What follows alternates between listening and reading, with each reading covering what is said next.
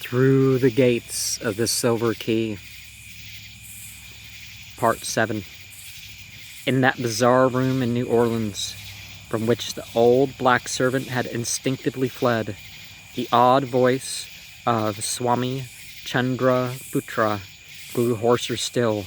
"Gentlemen," he continued, "I will not ask you to believe these things until I have shown you special proof. Accept it then as a myth when I tell you of the thousands of light years, thousands of years of time, and uncounted billions of miles that Randolph Carter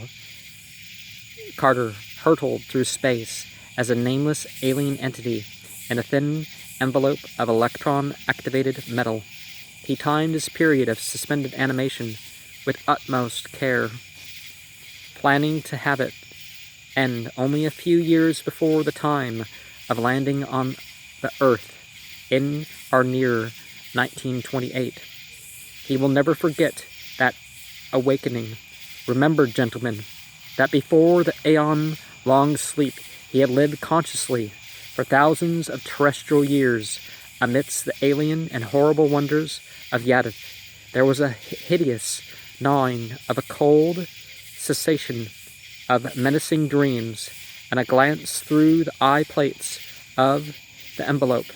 Stars, clusters, and nebula on every hand, and at last their outlines bore some kinship to the constellations of Earth that he knew. Some day his descent into the solar system may be told.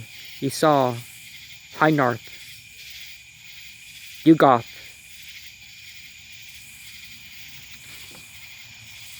together on the rim, passed close to Neptune, and glimpsed the hellish white fungi that spot it, learned an untellable secret from the close glimpsed mists of Jupiter, and saw the horror on one of the satellites, and gazed at the Cyclopean ruins that sprawl over Mars' ruddy disk. When the Earth drew near, he saw it as a thin crescent which swelled alarmingly in size. He slackened speed, though his sensations of homecoming made him wish to lose not a moment. I will not try to tell you of these sensations as I learned them from Carter. Well, toward the last, Carter hovered about in Earth's upper air, waiting till daylight came over the western hemisphere. He wanted to land where he had left, near the snake den in the hills behind Arkham.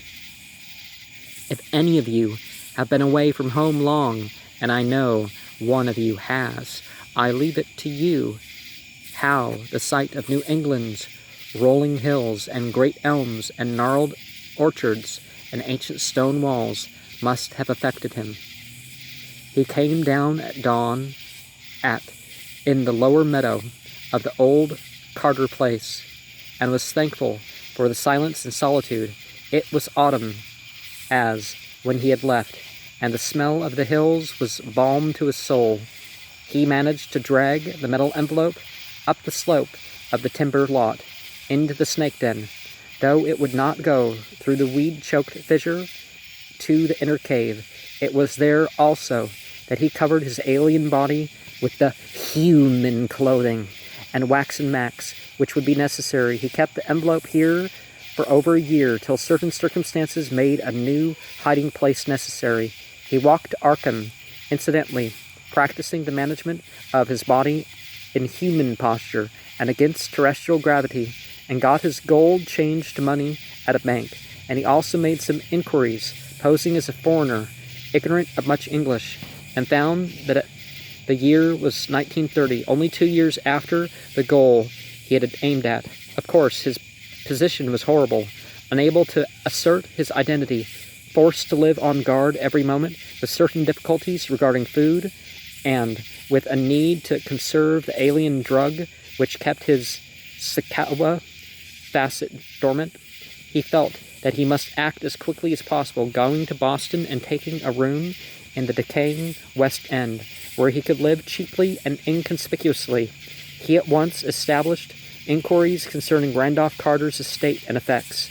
It was then that he learned how anxious Mr. Aspinwall here was to have the estate divided, and how valiantly Mr. de Marigny and Mr. Phillips strove to keep it intact. The Hindu bowed, though no expression crossed his dark, tranquil, and thickly bearded face. Indirectly, he continued, Carter secured a good copy of the missing parchment and began working on its deciphering. I'm glad to say I was able to help in all this, for he appealed to me quite early, and through me came in touch with other mystics throughout the world. I went to live with him in Boston, a wretched place in Chambers Street. As for the parchment, I am pleased to help Mr. de Marigny in his perplexity.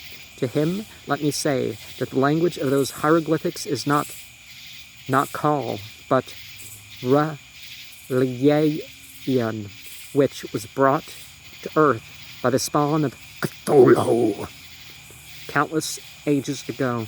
It is, of course, a translation.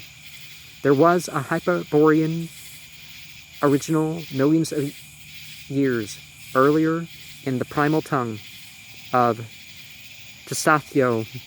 There was more to decipher than Carter had looked for, but at no time did he give up hope.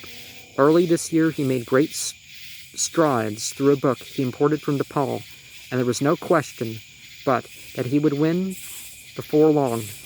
Unfortunately, however, one handicap has developed: the exhaustion of the alien drug which keeps the Zacalba facet dormant. This is not, however, as great a calamity as was feared. Carter's personality is gaining in the body, and when Zacalba comes uppermost for shorter and shorter periods, and now only when evoked by some unusual excitement, he has generally 2 days to undo any of Carter's work. He cannot find the metal envelope that would take him back to Yadith, for although he almost did once, Carter hid it anew at a time when the Zacalba facet was wholly latent. All the harm he has done is to frighten a few people and create certain nightmare rumors among the Poles and Lithuanians of Boston's West End. So far, he had never injured the careful disguise prepared by the Carter facet, though he sometimes throws it off so that parts have to be replaced. I have seen what lies beneath, and it is not good to see.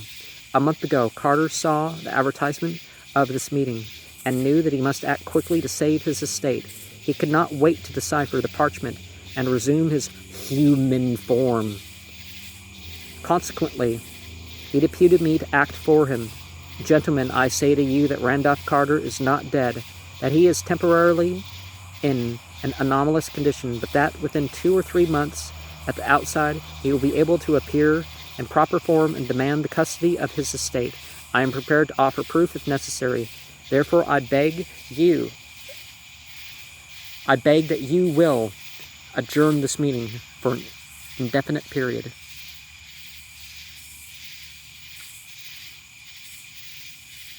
And certain things are experiences you can't go back from.